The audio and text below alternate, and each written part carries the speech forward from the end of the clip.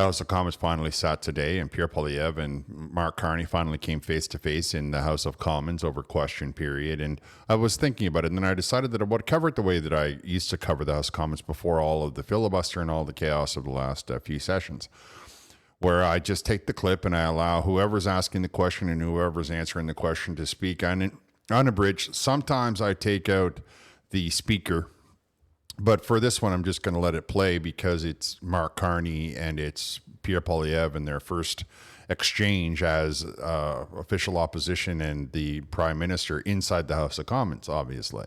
And I think that we should just watch it for how it lies. Now, I used to call it both sides of the aisle because, you know, that would make sense. But now I've changed the name to House of Combat instead of House of Commons. I hope everybody likes it. It won't be my only coverage of politics, but it will be the way that I cover question period because I think it's entertaining for people to just see it in snippets and clips, and they can decide for themselves who they agree with and who they don't agree with. And then they can leave that down in the comments. All right, without further ado, let's get into this.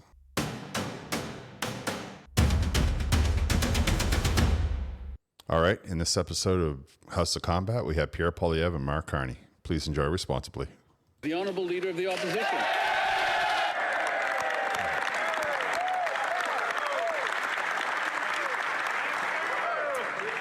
My mother taught me never to be late, so please forgive me for my late arrival to the session. I had some meetings with extremely important people in East Central Alberta, Mr. Speaker, after which I was honored to be elected by the great people of Battle River Crowfoot. I served in the South. I thank the great Damien Kirk who made it possible, and I thank the Prime Minister for calling a prompt by-election. I wonder if one day he might regret that decision, but in a spirit of good faith, I wonder if he agrees that our goal should be a Canada where hard work is rewarded, where food and homes are affordable, where streets are safe, where borders are solid, and where we're all united under a proud flag. The Right Honourable Prime Minister.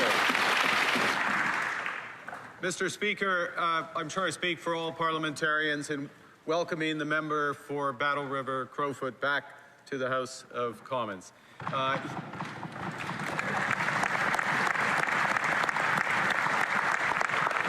He may notice a few things have changed since he was here last. The largest women's caucus in Canadian history.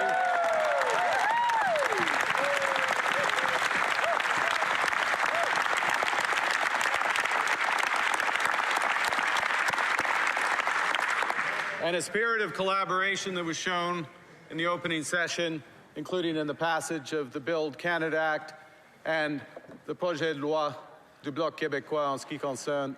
And the Bloc's bill in terms of protecting supply management. I agree entirely with the sentiment and objectives of the Leader of the Opposition. I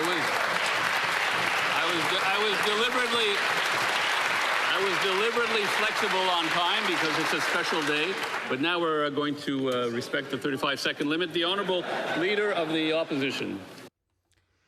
I'll tell you a couple things that I didn't agree with there. First of all, Mark Carney didn't answer the question. He was asked a question, does he agree about strong borders, and, you know, all of the question that Pierre Poilievre asked. And then to say about supply management, that's going to bite you right back when Donald Trump sits down to talk about it with you.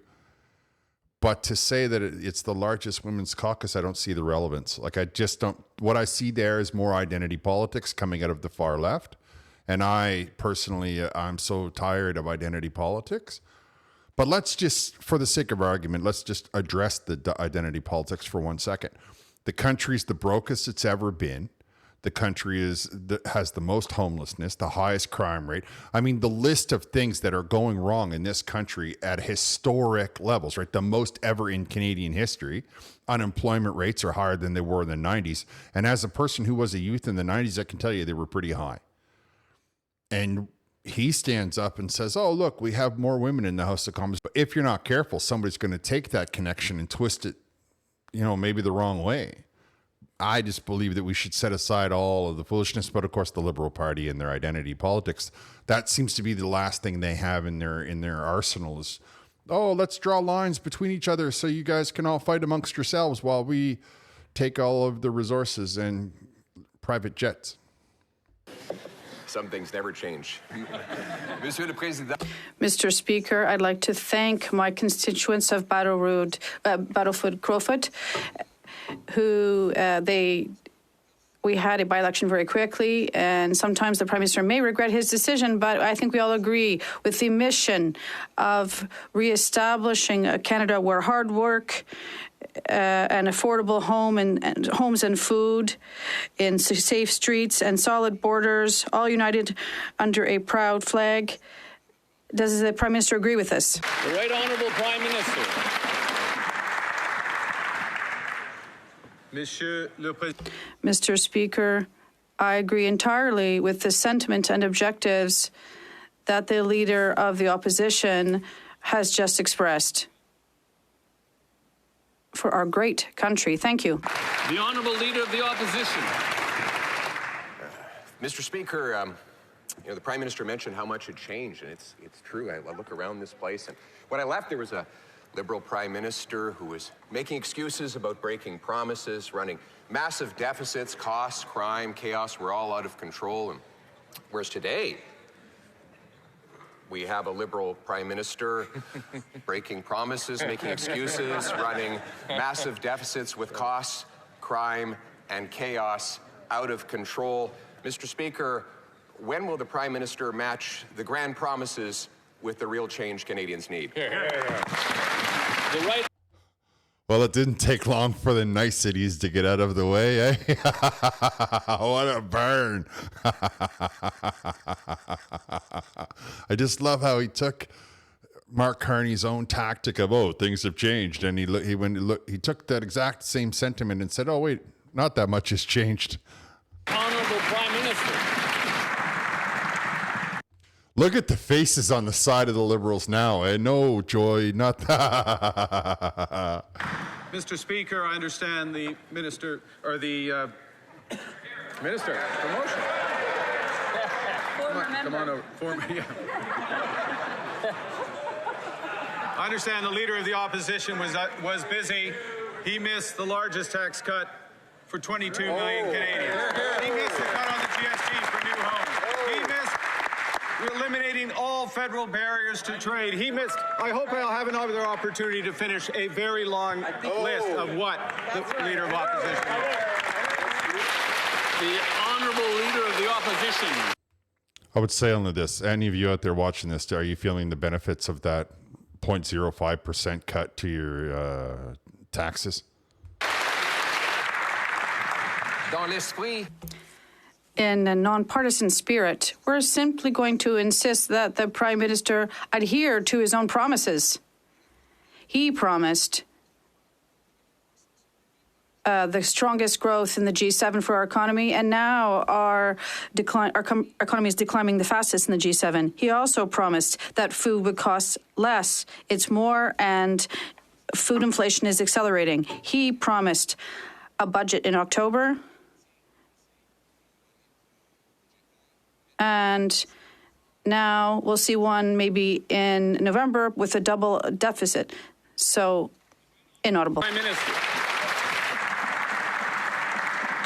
Mr. Speaker, this government has been absolutely focused on improving affordability for Canadians. That's why the largest tax cut, 22 million Canadians, every taxpayer in this country. That's why the cut to the GST. That's why the launch of Build Canada Homes, which will reduce the cost of home building in this country. That's why we back the CRTC to get broadband costs down for Canadians. We are building the strongest economy throughout the worst crisis in our history. The Honourable Leader of the Opposition. In the spirit of nonpartisanship, we are simply going to hold this Prime Minister to his own promises. He promised that he would spend less. He's already spending 8% more. He promised the budget would be in October. Now he says it will be in November, more than halfway through the fiscal year. He promised that his government would have a smaller deficit than Justin Trudeau. Instead, now we hear that it might even be double. So a trivia question. Can the Prime Minister tell us, has there ever been a Prime Minister who has successfully doubled the deficit without even introducing a budget. The Right Honourable Prime Minister. It's a trick question.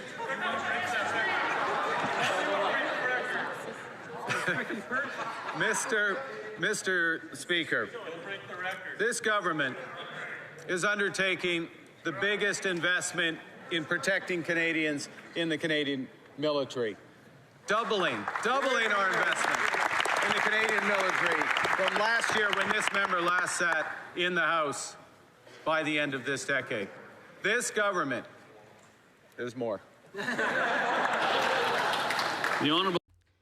2 times now he's run out of time, right? 2 times in a row. And I honestly, in my opinion, he's getting his butt handed to him. Leader of the Opposition.